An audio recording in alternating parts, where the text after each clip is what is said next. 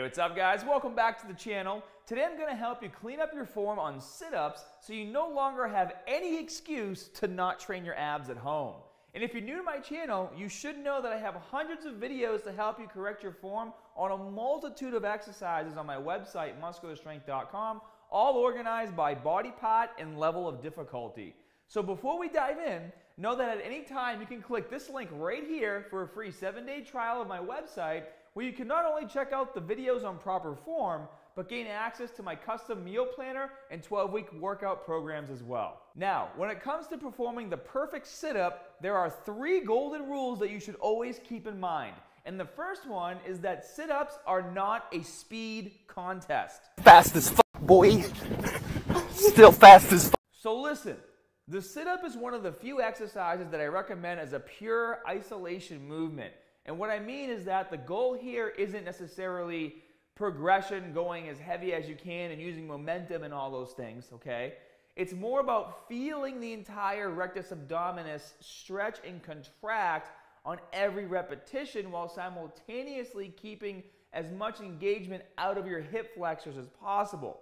This is because the rectus abdominis, or abs, main function is to flex the lower and mid spine, and the best way to get started is to anchor your feet.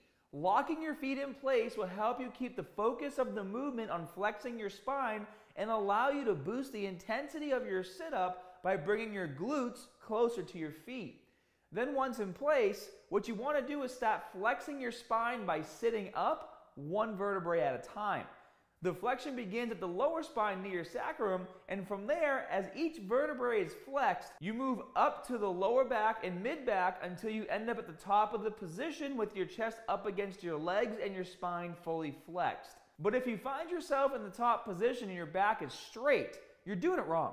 Remember, we need full flexion to contract the abs. So really make sure when you perform each rep, your back is curved at the top of the movement. Which leads us to golden rule number 2. Proper breathing is half the exercise. Now you know how with most exercises you're supposed to take in a deep breath to brace your core before you start your reps. Well, don't do that here. In fact, you need to do the exact opposite and make a mental note of breathing out as your spine is flexing. If you don't, you're basically creating your own solid roadblock that's preventing you from being able to contract your abs as you perform your repetitions. So get into the habit of breathing out as you sit up and then taking in your breath as you go down and extend your spine. In fact, if after golden rule number 1 you realize that you were never going into full spinal flexion at the top of your reps, this is most likely the reason why. You were holding in just enough of your breath for it to act like a roadblock, not allowing you to fully sit up during your reps. And golden rule number 3 is that now that you've gotten the first 2 rules down, you do want to progress with the movement. Guys, I think that because the sit-up is a very simple exercise and you can literally do it anywhere, most people don't take enough advantage of it. So if you've gotten strong enough that you can now do 30, 40, or even 50 reps in a row, there are quite a few very simple ways to increase the intensity. The first way would be to hold some weight behind your head.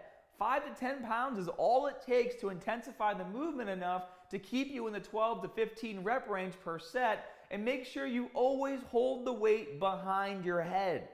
Doing sit-ups with the weight on your chest isn't really doing that much for you. That's why if you hold 25 pounds on your chest, you can still most likely crank out 20 repetitions. But as soon as you move that weight behind your head, yeah, you start to feel it a lot more. Also, you should really think about picking up an ab mat because it will allow you to fully stretch out your abs during the bottom portion of the movement, which in turn will amplify the amount of tension placed on your abs during your reps.